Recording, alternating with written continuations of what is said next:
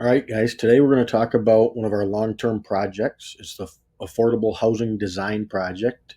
This is 2.3.1 in my PLTW if you're looking for it. And you guys will have to access that later today. So this is going to be an ongoing project. I think you guys will really enjoy this one. You get to use a lot of your own creativity. We're going to start talking about some basic guides that we have to create affordable and efficient designs. I'm not sure that I'm going to make you guys stick quite to this because they are pretty specific, especially in square footage of your or square feet of your home, things of that nature, where in some cases students want to make their stuff a lot larger, or a client that for that matter.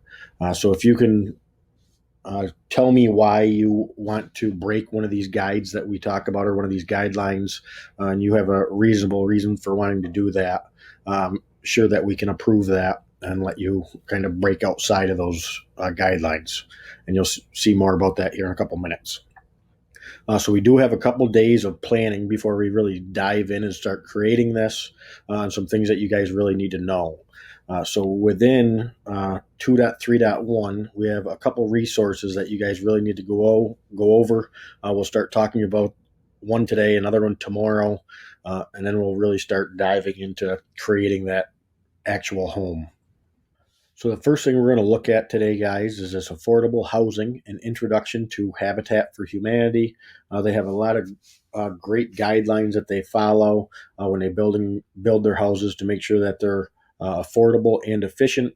So it's a good place to start when building your own home or building one for a client. And as I mentioned earlier, sometimes we don't always meet these guidelines based on the client that we're trying to create these plans or homes for.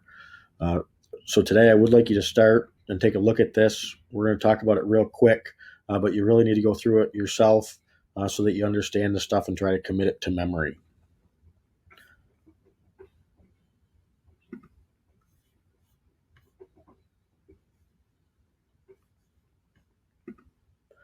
So once you get that open, these first couple slides really just talk about what Habitat for Humanity is, and gives you a few details, but the real main goal is to eliminate homelessness and poverty throughout the world.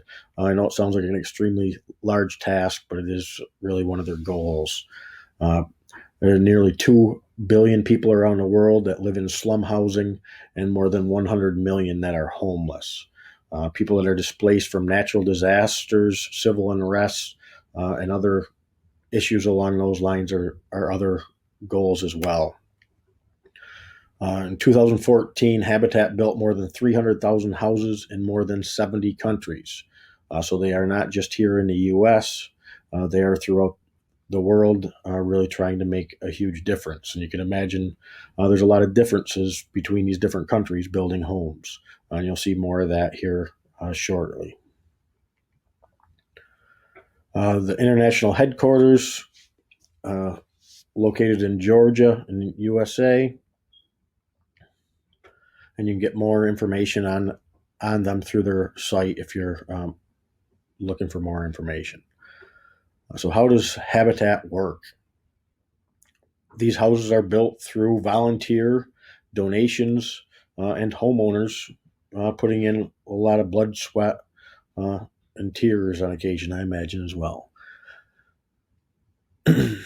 Habitat builds and rehabilitates simple, decent, and affordable houses with the help of the homeowners and families. The homeowners' monthly mortgage payments are used to build additional houses, as well as with donations. It is not a giveaway program. They put a lot of time and effort into their own houses and in future houses for other people. First U.S. Habitat house built in Georgia in 1979, or outside Georgia, sorry, in 1979, and that one was in Texas. More than half of the Habitat houses are built outside of the United States, many in developing nations. And here's a few images of some different ones that they've done. Obviously, they're a lot different based on the area they build them in. So some of these houses in other countries may cost as little as 500, and in places like the United States, that's developed, could be anywhere up to maybe $50,000 or $80,000.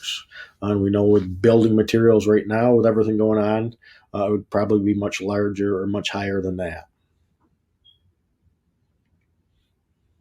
Energy Star building.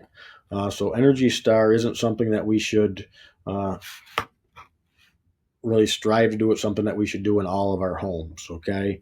Uh, it is important. We want to make things efficient. We want to make sure that they last a long time. And by using Energy Star products, we're really helping the environment as well. The Better Built program incorporates a lot of the same practices of Habitat's former network, the Green Team, and that's really to highlight energy efficient, healthy, and environmentally friendly building processes, which play into material conservation. They certainly pay attention to resource efficiency, and that starts with the design of that structure. So, if we start thinking about all this stuff early in the process, there's a lot of areas that we can save money, and hopefully, you guys understand most of this before we get through this project. Certainly, money these days doesn't go far when we start talking about building material. So little bits here and there can make a huge difference in the end. All right, so please go through this. Take your time. Tomorrow we're going to talk about the new construction guidelines. If any of you guys are looking for something to read tonight and you have a little bit extra time, that's what we're going to talk about tomorrow. And it was the next tab we had here. If I come back here, so the new construction guidelines are right here, and this is what we're going to pick up with tomorrow. We've got a lot of great information. It doesn't really have the building codes in there, but it talks about meeting or exceeding these, some of the principles of Habitat for Humanity. These were some of the square foot requirements or feet requirements for 2, 3, and 4 bedroom houses.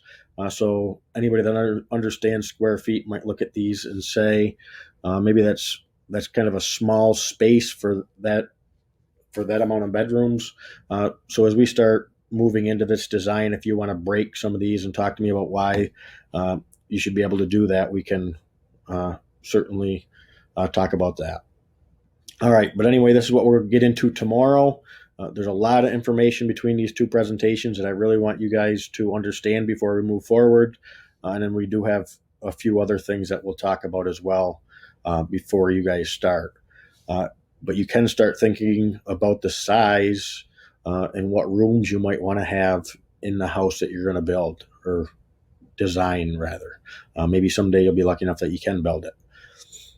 All right, good luck. Go through this presentation, and we'll talk more about it tomorrow.